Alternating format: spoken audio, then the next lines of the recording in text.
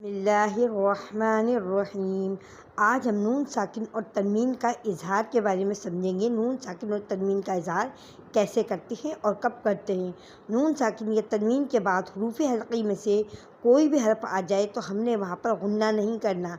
गुन्ना नहीं करना तो वहाँ पर क्या होगा, इजहार का कायदा होगा। जब हम गुन्ना नहीं करेंगे तो वहाँ पर इजहार का कायदा करेंगे। नून साकिन और तनवीन की आवाज़ को बग़ैर गुन्ना किए जल्दी से पढ़ेंगे। आइए हम इन कुरान मजीद के ये 4 अल्फाज हैं, इनके ज़रिए इसकी प्रैक्टिस करते हैं। यौमइज़िन अलैहा नख़लिन ख़ाविया फ़मन उफ़िया लिमन खशिया।